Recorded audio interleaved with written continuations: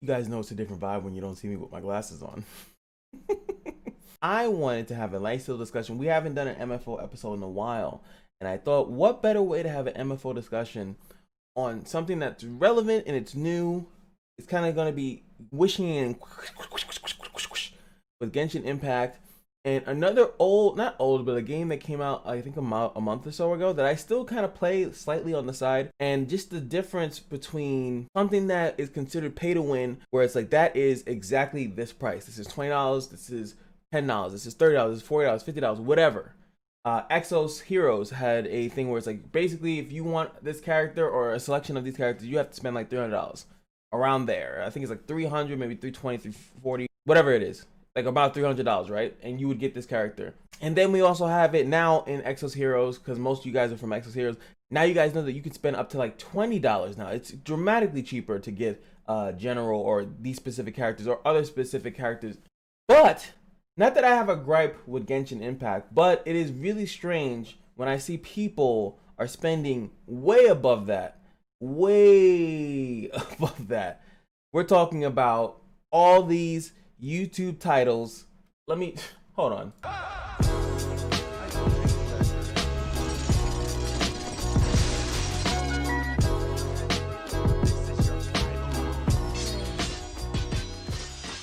I was just looking at this for, I spent 600, so you don't.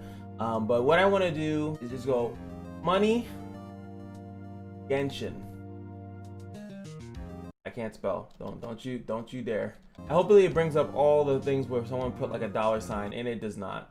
But we still can see 1,000 deep. I'm pretty sure 1,100 summons. I'm not looking at who actually does it because I don't care who actually did it. But if you go deep enough into getting $2,000 Tectone, I was watching this video and pretty much what was happening is that he was getting donations and people just wanted him to use it for summons. So quote unquote, that's not necessarily his fault, but still, let's just do summons. Here we go. 10 ha, 4,000 on the Venti banner. Another 200 here. 100. Dark microtransaction only 100. That's funny. He usually spends way more. He's a well-known and proud whale. 300 and another 300. So it's just my point that I'm trying. This 101. My point is that as you can see that there's a multitude of different price ranges that people can spend in this game. And no, I know I already got. Oh God, I already hear someone.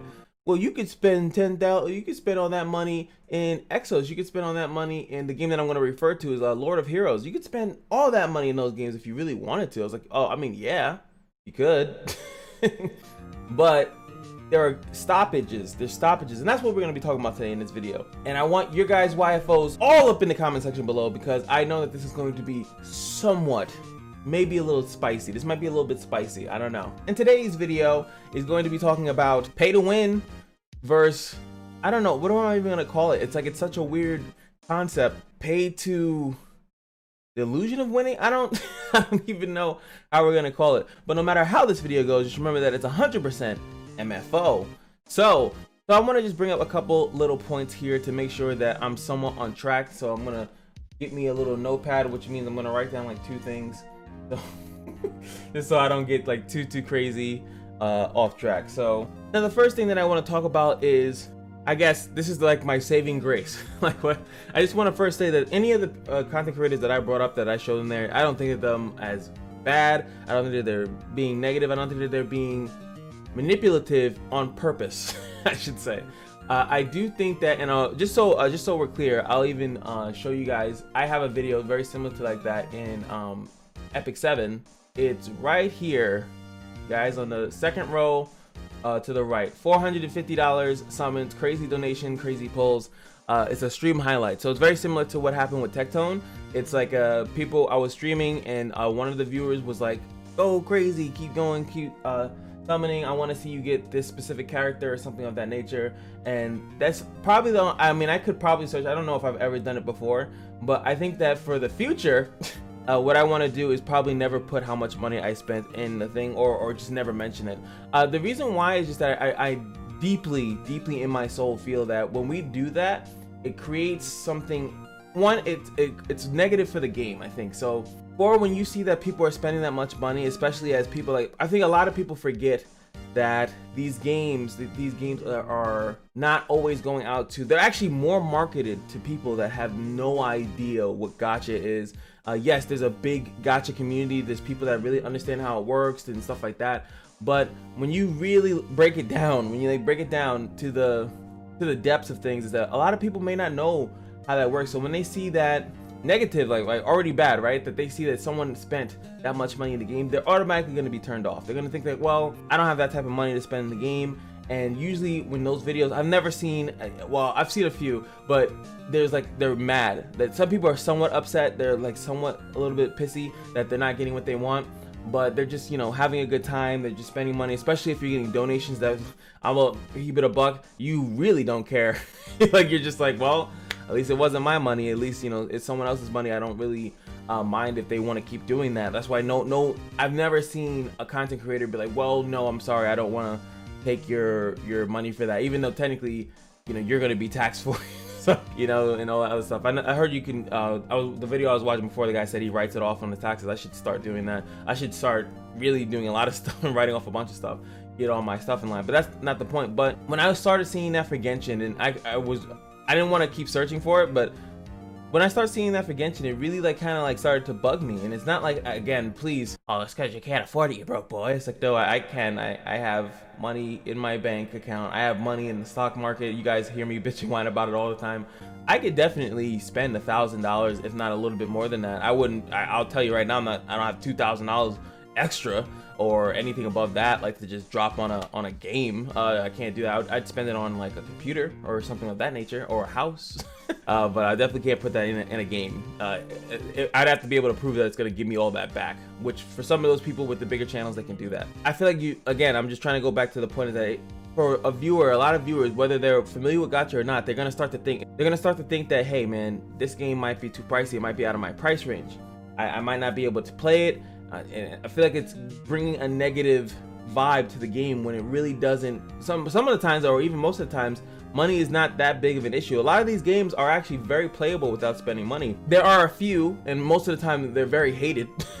If a game is very actually pay to win, like it's really actually pay to win, like you cannot really do X, Y, and Z without spending money. And a lot of the times it's perception. A lot of the times it's the community's perception on if they think that they can do with what they have. And a lot of times I also think this has to do with re-rolling. I think, you know, people don't believe me in that, which is a more personal view. Again, this is very personal for me. It's just that I feel like re-rolling also spoils people to thinking that they should start off these games with whatever they want, and if they don't get what they want, they won't play it.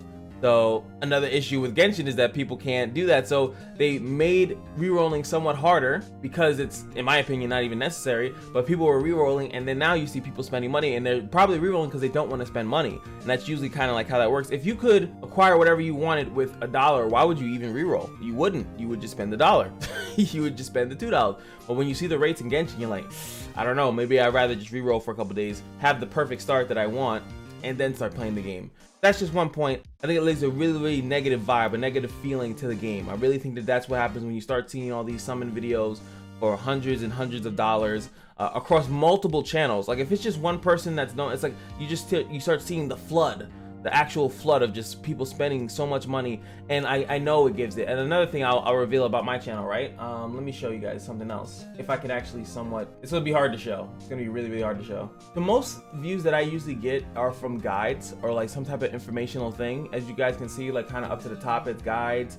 The most views that I get, these are like popular uploads, some of the videos that I've done that's got me the most views. So yeah, these are some of those videos. But one really important thing is that you'll always see in someone's top, especially if they're a gacha creator, is going to be summons. This one's a summon video, this is a summon video, guide, discussion, but then boom, another summon video. They'll always kind of be like in the mix, but you're not really gonna see it here because it's just a whole load of different videos over the course of time. But if I were to go to like just Exos or just a specific game, like you'll start to see like that's kind of very popular. And most importantly, it's where you make the most money. One thing that I've noticed as far as like any video that gives me the decent amount of money, it's going to be a summon video because they're gonna watch the entire time. Especially a big channel, if I make whatever I make per video, and you could just, let's say, I'm saying that this is true, but let's say I make $10 on that summon video, or I make $10 on that 450, 100, whatever video. Think of a creator that has way more subs than me, that gets way more views, and they probably are getting close to making hundreds or so a video, if not probably even close to like 500 per video or something like that. They make that back in like seconds. Like they'll make that back within a few videos, and they don't normally spend back to back to back to back. They usually spend in that one big lump sum, and they might do another big summon session maybe like a week or two later, but they already made that back like tenfold. Like, so it's really not that big of a thing, and it's just because people, it's the retention. People are watching the entire video. Most people don't watch, like, they're not gonna watch a full guide, especially if they're just looking for a few tips. If they're looking for like an actual guide video, like a how-to video, they'll probably watch a lot of that. But summon videos are like the creme de la creme. That's why so many people do it. That's why you see it all the time. Like, everyone has to do a summon video. It just makes you the most money for gotcha content. Like, you don't know if someone's gonna need that guide. But summons, everyone likes to see summons, and they want to watch the entire video. That's where you get the most ads, all that good stuff. So that's also why you see it. It's just gonna always be in your face. The next point that I wanted to make is that wouldn't this be the lesser of two evils? Wouldn't this be, like, when I see that someone has to spend $4,000, and some of those videos I did watch, and I would watch the video and I would see them constantly going ham back and forth, and they're just not getting exactly what they want. They're looking for a specific character. They're looking for a specific character. Now I can actually show something from Exos currently where they just added in an option to buy a specific character. They usually don't do that. Usually it's like a selector, but I just wanted to show you guys like a comparison of a game that I currently play. Some people already know what I'm talking about, but I would feel like some people would consider this pay to win in comparison to what I see in Genshin. And again, this has nothing to do with Genshin, the actual game. It's more about how people are taking into the systems, because the summoning, in my opinion, in Genshin is not really supposed to be meant to be spammed a bunch of times. I don't think that's why. I think that's why the game doesn't even have pities. There's almost no reason to have. Not that there's no reason. Pities should always be in the game. They shouldn't really need it. Like, you're fine with whatever you get. You can still play the game, but it's people wanting the specific things. And if that was the case, they should have made them lower, easier to obtain, but I digress. We are here in Exos Heroes, and boom, look, it actually popped up for me. What a good thing.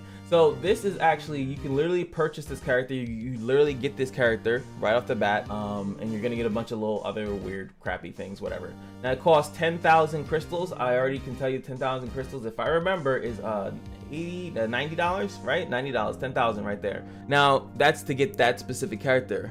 Now, I don't actually know why they did that, because you can just go here in the Exos pass. This pass costs 3,000 crystals, and then you end up with this, which is the Faded Hero, and then you can select the character anyway. It's just one is immediate, like you get it instantaneously, and one you can get over the course of time of doing like these little things. Now I'll show you guys, it costs 3,000 crystals. 3,000 crystals is right here. So 27. So I don't know why they have it offered it in that way, shape, or form. For people that, I think they call it topping up. They want to top up. They just want to get that, and then also get the other thing, and then also get the other thing. Like, they just want to get everything.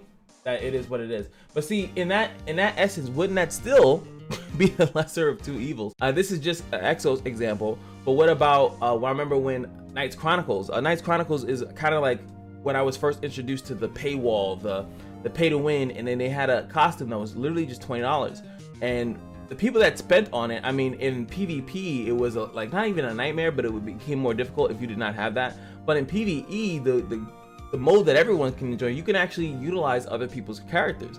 So they spent money, and then it actually helps and benefits you, and all you had to do is find someone that had the character.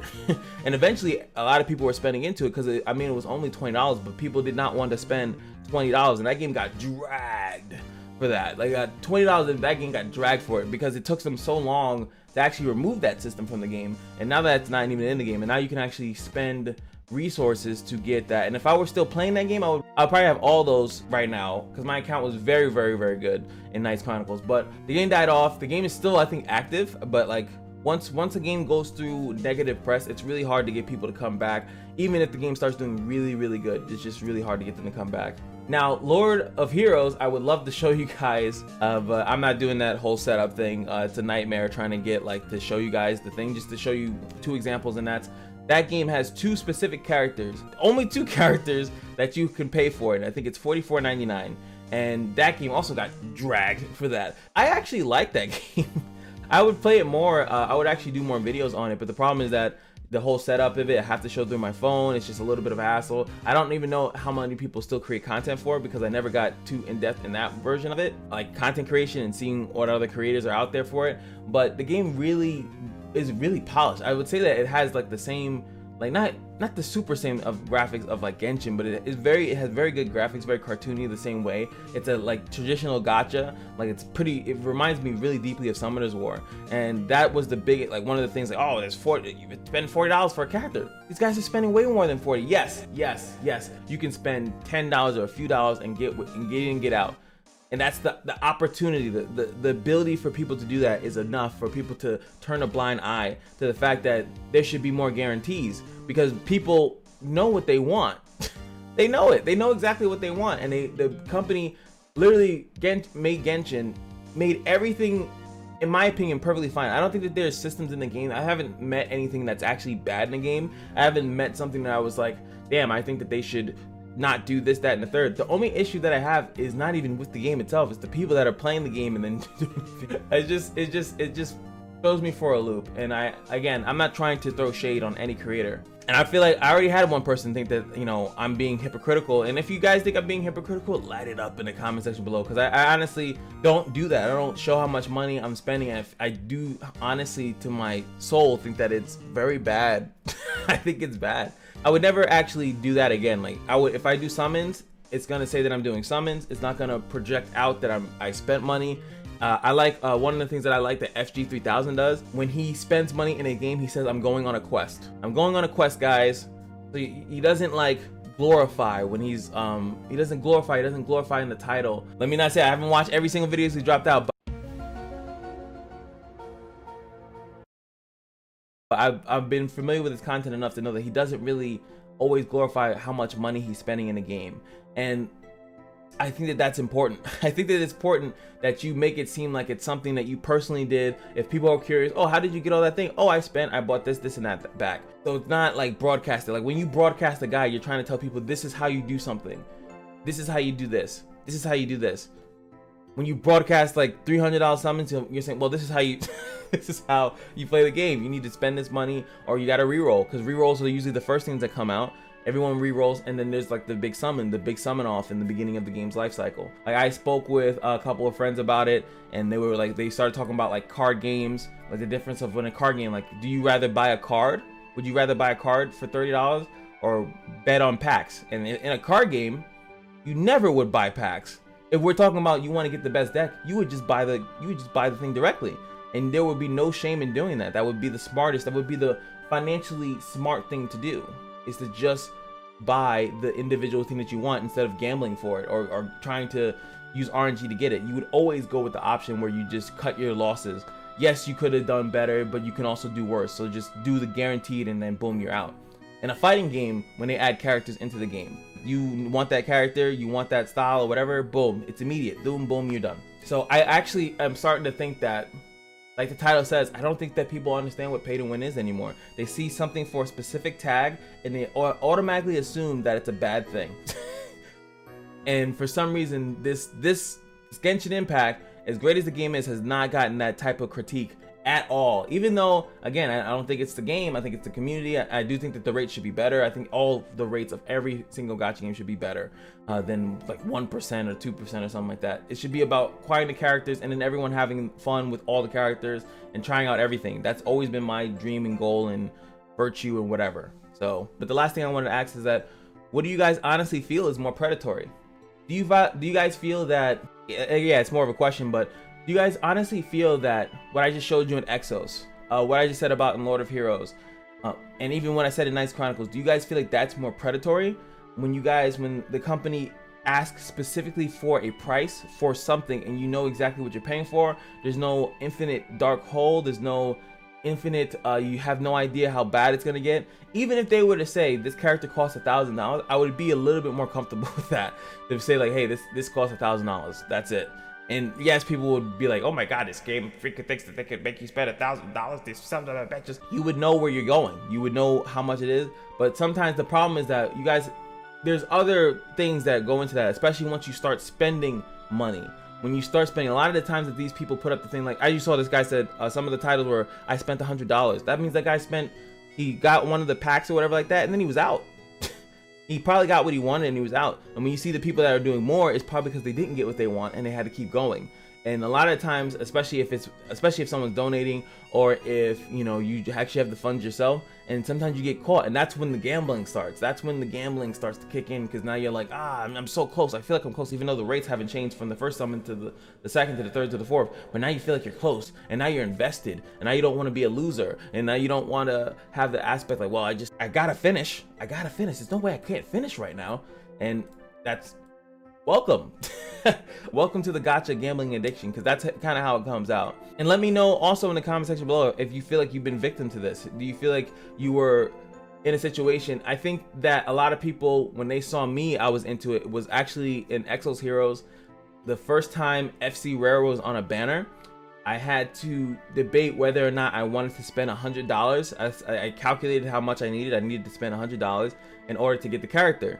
And I opted not to, because I think the game was actually in a bad state or something stupid happened in the game, and I didn't feel comfortable supporting the game and doing that. Even though I really wanted the character was all over the place, going bonkers. It would have been great for content creation. And no, I'm not looking for a pat on the back. I didn't want to do it. I just didn't feel like I honestly didn't feel like it. But I felt that pressure. That pressure was insane. It was insane. I was like, ooh, but I did this. And a lot of people that end up not wanting to do it end up doing it anyway. And I had the funds. Like I said, I had the funds. I could have did it. I could have, just said, hey, you know what, it is what it is. I had to do it for the.